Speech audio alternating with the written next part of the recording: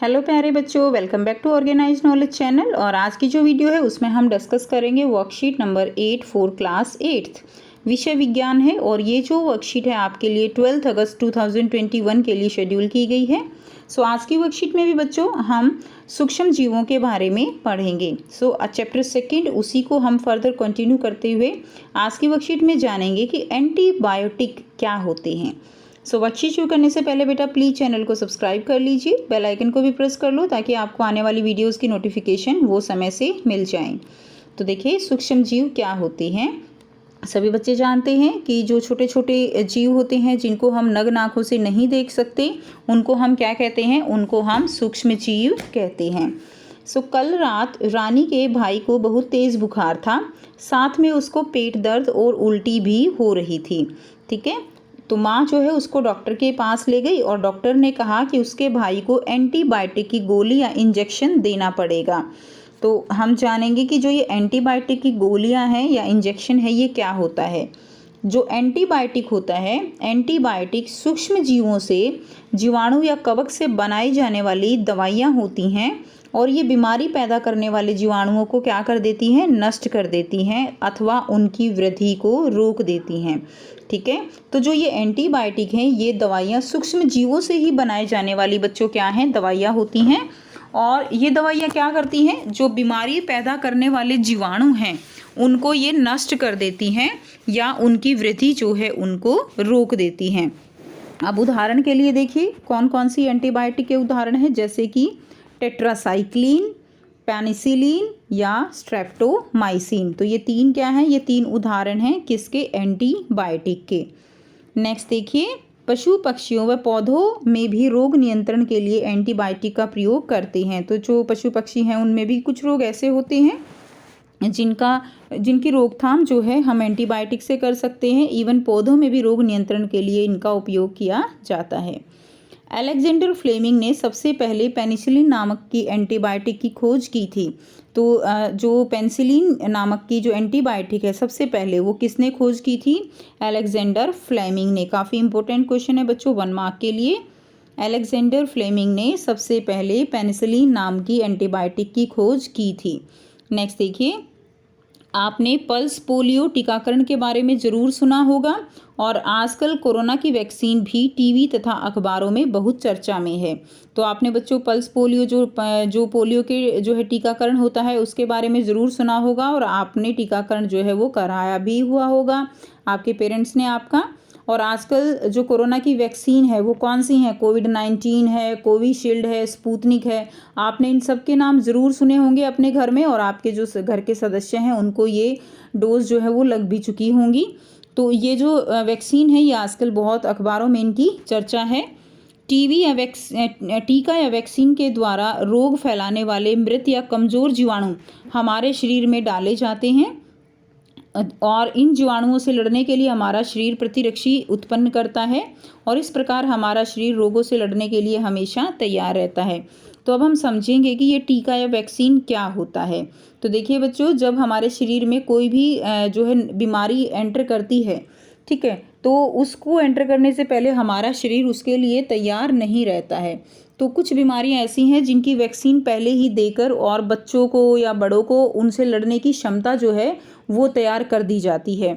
जैसे कि अभी वैक्सीन की अगर हम बात, कोविड-19 की जो वैक्सीन है, टीका है, उसकी अगर हम बात करें तो क्या किया जा रहा है कि जो टीका है, जो दवाई दी जा रही है उसके अंदर कोरोना वायरस, जो कोरोना विषाणु है वही विषाणु, उसी के जो है वो विषाणु हमारे शरीर में उनका प्रवेश कराया जाता है। वो विषाणु कैसे होते हैं, वो विषाणु मृत या कमज़ोर जीवाणु होते हैं। अब हमारा शरीर उनको रीड कर लेता है और हमारा शरीर उनसे लड़ने के लिए क्या करता है, तैयार हो जाता है। और शरीर जो है एक प्रतिरक्षा तंत्र यानी उससे लड़ने के लिए क्या बना लेता है, शरीर में एंटीबॉडीज़ बनना शुरू हो जाती हैं। ठीक है, और जब अगर हमें कल को ये विषाणु जो है इन्फेक्ट करता भी है तो हमारा शरीर पहले ही उनको पहचान चुका है तो उनसे लड़ने के लिए वो तैयार रहता है। तो ये प्रोसेस होता है किसका, टीका या वैक्सीन का। जो भी बीमारी होती है उसी के जो विषाणु हैं, जीवाणु हैं, उनको शरीर में प्रवेश कराया जाता है ताकि शरीर उनसे लड़ने के लिए पहले ही क्या रहे, तैयार रहे। हमारा शरीर उन रोगों से लड़ने के लिए मजबूत हो जाता है। अब देखिए, यह प्रतिरक्षी हमारे शरीर में आजीवन बने रहते हैं और रोगों से लड़ने के लिए हमेशा तैयार रहते हैं। जैसे पोलियो का टीका लग गया तो अब ये हमारे शरीर में क्या होगा, यह जो है जीवन भर हमारे शरीर में रोगों से लड़ने के लिए तैयार रहते हैं।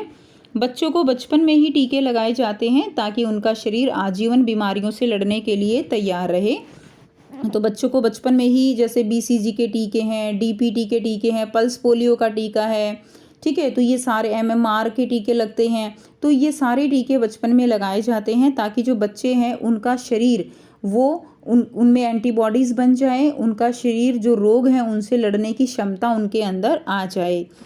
अब देखिए, एडवर्ड जेनर नामक वैज्ञानिक ने सबसे पहले किसकी खोज की थी, चेचक के टीके की खोज जो है एडवर्ड जेनर नामक वैज्ञानिक ने सबसे पहले की थी। ये भी काफ़ी इंपॉर्टेंट क्वेश्चन है बच्चों 1 मार्क के लिए कि चेचक के टीके की खोज सबसे पहले किसने की थी, वो की थी एडवर्ड जेनर ने।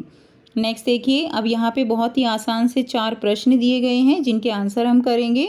और पहला प्रश्न है, एंटीबायोटिक किन्हें कहते हैं, ठीक है। सो बच्चों यहाँ से इसका आंसर लिखेंगे। एंटीबायोटिक क्या है, एंटीबायोटिक सूक्ष्म जीवों से बनाई जाने वाली दवाई है। यह बीमारी पैदा करने वाले जीवाणुओं को नष्ट कर देती है अथवा उनकी वृद्धि को रोक देती है। तो यहाँ से लेकर यहाँ तक आपका क्वेश्चन नंबर 1 का आंसर हो जाएगा। नेक्स्ट देखिए, अब हम करेंगे क्वेश्चन नंबर 2। तो वीडियो पॉज करके बेटा आप इसका आंसर लिख लेंगे।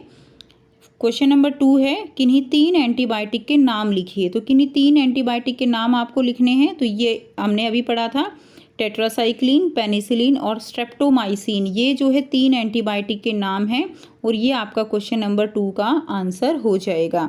क्लियर। अब देखिए, नेक्स्ट करेंगे हम क्वेश्चन नंबर 3। क्वेश्चन नंबर 3 क्या है, एंटीबायोटिक की खोज सबसे पहले किसने की। तो एंटीबायोटिक की खोज सबसे पहले किसने की, हमने अभी पढ़ा था, अलेक्जेंडर फ्लेमिंग ने सबसे पहले पेनिसिलिन नाम की एंटीबायोटिक की खोज की। तो ये आपका हो गया क्वेश्चन नंबर 3। क्लियर। ये आप क्वेश्चन नंबर 3 का आंसर लिख देंगे, बिल्कुल डायरेक्ट दिए गए हैं आपको वर्कशीट में ही। अब हम करेंगे क्वेश्चन नंबर 4, वैक्सीन किसे कहते हैं। अपने मम्मी पापा से पूछो कि उन्होंने बचपन में आपको कौन कौन से टीके लगवाए थे। तो आपको परिभाषा लिखनी है वैक्सीन की और आपको अपने मम्मी पापा से पूछना है कि उन्होंने आपको बचपन में कौन कौन से टीके लगवाए थे। सो बेटा यहाँ पर आपको आंसर दिया गया है। टीका जो है, टीका या वैक्सीन एक जीवों के शरीर का उपयोग करके बनाया गया क्या है, द्रव्य है, जिसके प्रयोग से शरीर में किसी रोग विशेष से लड़ने की क्षमता बढ़ जाती है।